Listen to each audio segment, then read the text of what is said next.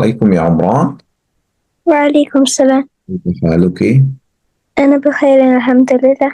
Well, we have done Surah Al-Mursalat that Allah subhanahu wa ta'ala talks about Al-Mursalat. If you remember, what does Al-Mursalat mean? Mursalat means the wind. Allah swear by all type of winds to say that إِنَّمَا تُوعَدُونَ لَوَاقِعٌ, whatever Allah promised will surely take place, which is a big judgment. And then Allah talks about what will happen to Al-Jibal, to As-Sama', to Al-Ard. What does Al-Jibal and the Sama' and Al-Ard mean? Jibal is the mountain. Sama is the sky. And Al-Ard? Al-Ard is the ground. Surah Al-Insan, the new surah that we start today, inshallah. Al-Insan means the human. Allah subhanahu wa ta'ala created about the truth, the reality of the man. From what Allah created the man?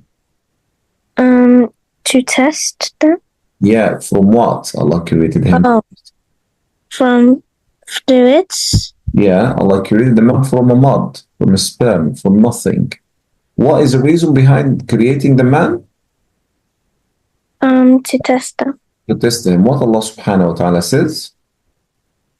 إِنَّا خَلَقْنَا الْإِنسَانَ مِن نُطْفَةٍ أَمْشَاجٍ نَبْتَلِيهِ فَجَعَلْنَاهُ سَمِيعًا بَصِيرًا. The word نَبْتَلِيهِ, it means we created the man. To نَبْتَلِيهِ is to test him. And then Allah subhanahu wa ta'ala shows to him the two ways, either to be grateful or ungrateful. إِنَّا هَدَيْنَاهُ السَّبِيلَ إِمَّا شَاكِرًا وَإِمَّا كَفُورًا. What about if the man become grateful? Then you go to Jannah. What about if become ungrateful and disbeliever? Jahannam. What Allah says about the being ungrateful and the punishment for being ungrateful? إِنَّا أَعْتَدْنَا لِلْكَافِرِينَ سَلَاسِلَ وَأَغْلَالًا وَسَعِيرًا. Inshallah. And then Al-Abrar, the righteous, the good people. What Allah subhanahu wa ta'ala says for them? إِنَّ الْأَبْرَارَ يَشْرَبُونَ مِنْ كَأْسٍ كَانَ مِزَاجُهَا كَافُورًا. And then Allah subhanahu wa ta'ala gave us the idea about the attributes of these good people, these pious people, and about their reward in Jannah, as you said. What are the attributes that mentioned in this surah for the pious and righteous people? Allah says that yufuna bin nazr. The first attributes for them that they are fulfilling a vow and they are afraid of the day of judgment. وَيَخَافُونَ يَوْمًا. And also they are يُطْعِمُونَ الطَّعَامِ. They are feeding the food, right? Yeah. For whom they are feeding the food? Miskin. Who is miskin? The poor people. The needy people. And the yatim means? The wealthy people. The orphan people. And the asir means the captive. So Allah says that the first attribute is yufuna bin nadhr. What do you mean yufuna bin nadhri? The first attributes of the good people, they are yufuna bin nadhr. They are fulfilling their promise. They fulfill their vow. Okay? Oh, okay. And the second thing is yut'imuna at-ta'am. What does yut'imuna at-ta'am mean? وَيُطْعِمُونَ الطَّعَامَ means feeding. Give food. Or providing food for whom? For miskin. The poor, orphan, and captive. Excellent. And actually, those attributes, those good people, they are not feeding those people for any reward or for any jaza. Why they feed them? إِنَّمَا نُطْعِمُكُمْ لِوَجْهِ اللَّهِ. What does it mean? Feed you only for the sake of Allah. For the sake of Allah subhanahu wa ta'ala. That's why their jaza will be Jannah, right? Yeah. What Allah subhanahu wa ta'ala says about their jaza, about being patient and about being feeding others people and about being fulfilling the promise with others people. إنما ندعمكم لوجه الله لا نريد منكم جزاء ولا شكورا. So we are feeding you for only the sake of Allah. We neither need a reward nor a thank from you.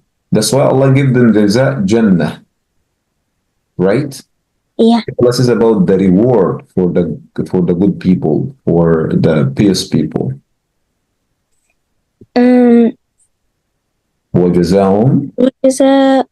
وجزاؤهم بما سبل وجنات وحديد. Jannah wa harira. That Allah subhanahu wa ta'ala promised them a reward for these people with Jannah. May Allah subhanahu wa ta'ala make us from the people of Jannah. Allahumma ameen. آمين. So we revise Surah Al-Mutaffifin today, right? Yeah. So who are Al-Mutaffifin? The frauders. The cheaters. And in Surah Al-Mutaffifin, Allah subhanahu wa ta'ala talks about Al-Abrar and Al-Fujjar. Who are Al-Abrar and who are Al-Fujjar? Abrar is the good people, Fujjar is the bad people. MashaAllah, tabarak ar-Rahman. So, as for the Arabic part, we have discussed before haza and hazihi. For example, if I have like a pen, can I say haza qalam or hazihi qalam? So هذا qalam. For al-mushaf, I say haza mushaf or hazihi mushaf? هذا.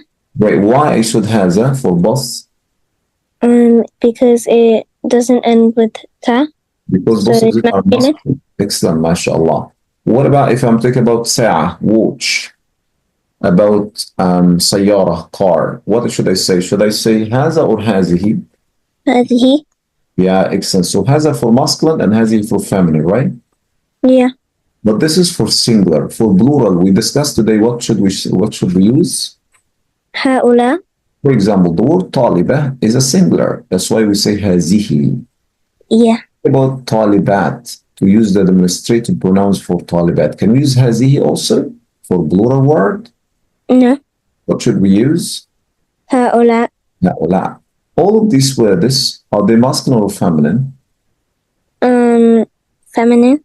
Why? Because all of them end with what? Ta. طالبة, مدرسة, طبيبة, Muslim. How we can make all of these words plural? By adding alif and ta. So the feminine word, to change it to masculine plural, we just need add alif and ta, as you said, mashallah. For example, let's take an example. هذه طبيبة. How to make it plural? طبيبات. So we will say هؤلاء طبيبات. هؤلاء طبيبة. هذه مسلمة. What should we say? هؤلاء مسلمات. هذه مدرسة. It couldn't be. هؤلاء مدرسات. Why? Because we changed it from feminine to masculine. Sorry, we changed it from singular to plural. زوجة. Make it plural. هؤلاء زوجات. MashaAllah, tabarak ar-Rahman. If you, for example, here these words, he said, which one is accurate to use here in his space? Should we use هذا or هذه or هؤلاء? أخي. Can I say هذه أخي or هذا أخي? هذا. هذا أخي. Why? Because أخي is my brother and my brother is a masculine. أختي. هذه. So can you give me examples for هؤلاء? About 2 or 3 examples in this one that we can use هؤلاء for and why? So you can use هؤلاء for طالبات. طالبات, excellent students. Why? Because they are plural, right? Yeah. Masculine or feminine طالبات?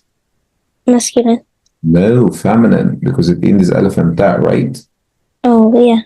The same like طبيبات number 9. What should we use here? هؤلاء. Great. What about أمي, my mother? What should we use with her? هذه. What about أبي? هذا. نعم, طالبة, singular. هذه. هذه, mashallah. So, to sum it up, what difference between هذا and هذه and هؤلاء? So هذا is, this is for masculine, and هذه is, this is for feminine. So both of them is it for singular, right? Yeah. What about this one? And هؤلاء is for plural. Mm-hmm. Yeah, with a masculine or feminine, right? And Yeah. all of those we use it for al-qarib. What does al-qarib mean? For something far. For example, this pen, we said هذا قلم because it's close. What about if it's far from me? Can I say هذا? Or, No. okay. ذلك. ذلك. And if something feminine is far, we say tilka, and we will see what is the plural for something far next time, inshallah, يا دكتور عمران. جزاكم الله خيرا. Course prices are discounted. Our goal is for others to learn. Don't worry. Rihlatul Quran Academy is a journey that takes Muslims all over the world to learn Arabic, recite the Holy Quran, and understand Islam.